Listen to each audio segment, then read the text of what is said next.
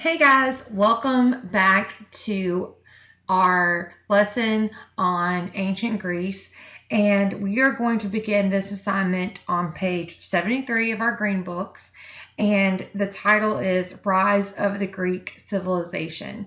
Our essential question is, how does geography influence the way people live?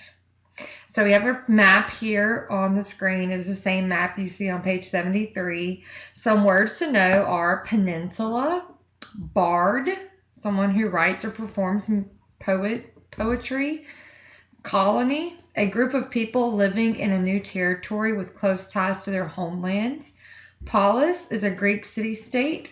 Agora is a gathering place or marketplace in ancient Greece. And phalanx, a group of armed foot soldiers in ancient Greece arranged close together in rows. Okay. So let's go ahead and get started with our reading. I'm turning to page 74.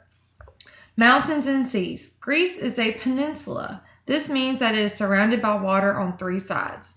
There are also many islands that are a part of Greece. Ancient people traded among the islands and along the coastline. Many fished for a living. The land on the Greek peninsula has many mountains. On the plains between the mountains, farmers raise crops and sheep and goats. The sea and mountains greatly influence how ancient Greek culture developed. Fun fact, sheep and goats do better on mountains than cattle because they're smaller. And they can go up mountains and stuff without it being a big deal. An island civilization. An early civilization developed on one of the islands off the coast of southern Greece. That island is Crete. About 1900, a British archaeologist named Arthur Evans found items from this civilization. The place he discovered on Crete is called Mycenaean. He dug up the remains of an amazing palace. The palace had many rooms that stored food. Other rooms were workshops where people made jewelry and vases. An ancient people called the Minoans built the palace. Trade was an important economic activity for the Minoans. They traded pottery and vases for ivory and metals in Egypt and Syria. Sometime around 1450 BC, the Minoan civilization ended. Historians do not know why. Number 1, how did seas influence the way many Greek people lived?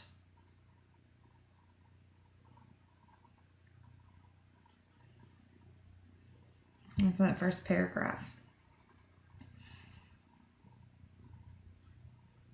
Number 2, circle the word that means the system in a country that includes making, buying, and selling goods.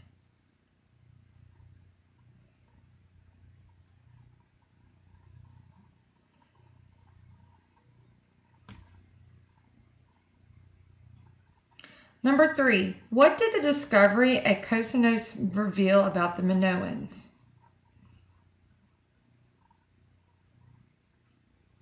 Another Mediterranean people known as the Mycenaeans, developed a civilization. They lived in mainland Greece from about 2000 BC to 1100 BC. Little was known about the Mycenaeans until the late 1800s, until a German archaeologist named Heinrich Schliemann found the remains of a palace. The palace was on the Greek mainland in a place called Mycenae. The Mycenaean civilization, each king lived in a palace built on a hill. Nobles lived outside the walls on large farms called estates. Nobles lived outside the walls on large farms called estates. I just repeated myself. Enslaved people and other workers lived in villages on the estates. The palaces were centers of government. Workshops were housed there too. People made clothes and jars for wine and olive oil. Other workers made bow, swords, and leather shields. Why were Mycenaean palaces important places? Well, because the king lived there. And they were also the centers of government. By the mid-1400s, I'm on page 75. By the mid-1400s, the Mycenaeans grew wealthy. They built a strong army and fought in the Trojan War. The Mycenaeans conquered the Minoans and controlled the entire Aegean Sea region. Later, the many Mycenaean kings fought one another.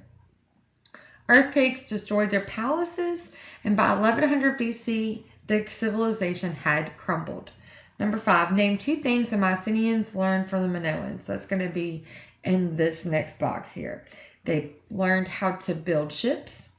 They used the sun and stars to navigate the seas. They worked with bronze. They worshipped Earth Mother as chief god. So they were worshiping female gods instead of, well, a goddess, but it says chief god. A group called the Dorians invaded the Greek mainland. Historians call the following 300 years a dark age. Trade slowed down. People made fewer things to sell. Farmers grew enough food only for their families. As the Dorians continued to push into Greece, people fled to other areas. They took the Greek culture with them. Finally, by 750 BC, the difficult times started to end. Small communities formed on the Greek mainland.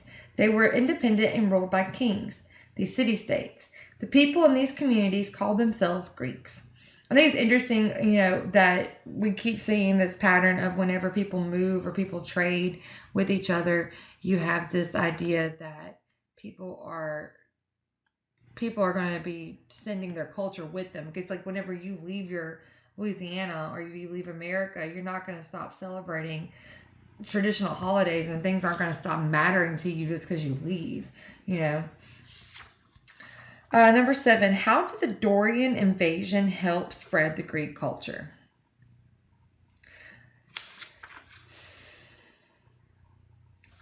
Greek farmers grew more food than they could use. Trade increased, so the Greeks needed a system of writing to record their trade.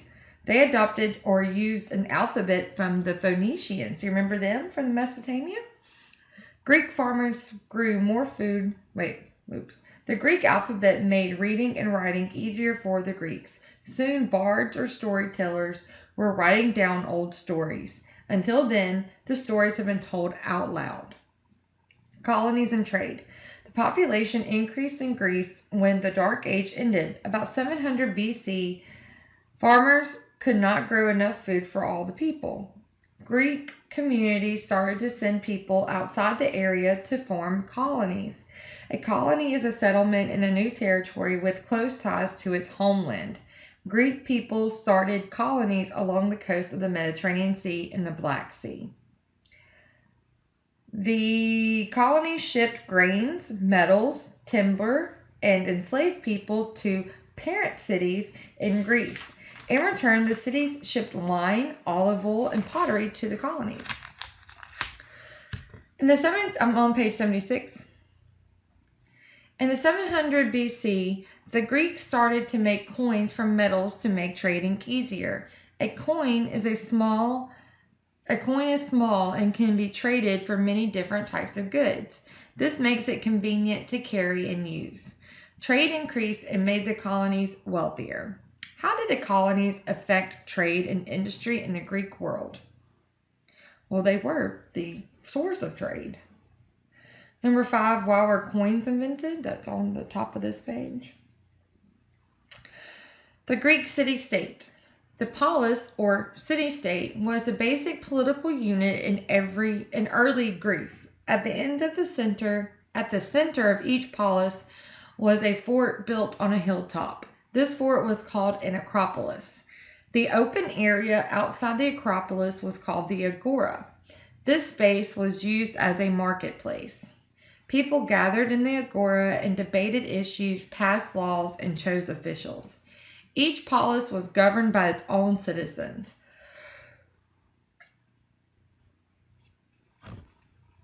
The Greeks developed the modern idea of citizenship. In early Greece, only males who had been born in the polis and owned land were citizens. They had the right to vote, hold public office, and defend themselves in court. Their responsibilities included serving in government and fighting to defend their polis.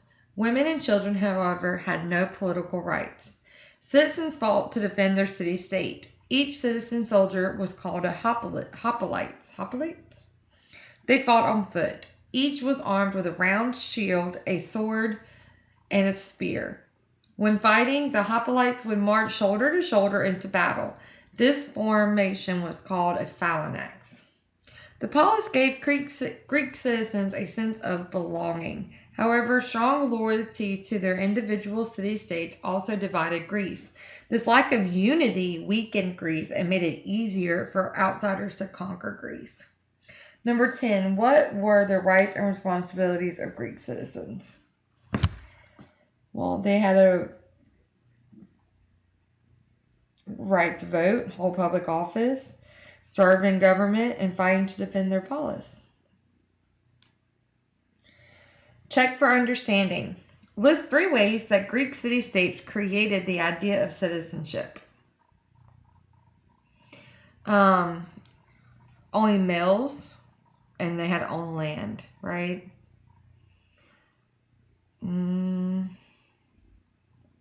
They had to defend their city-state. They had to have the right to vote, hold public office. How did loyalty to the city-state divide Greece? Well, they lacked unity, right? All right, guys, thanks for watching. I'll come back with lesson 2, 3, and 4 later, and just make sure you get your homework done, and it's due on Friday, okay? All the pages this week are due on Friday. Thanks for watching. Bye.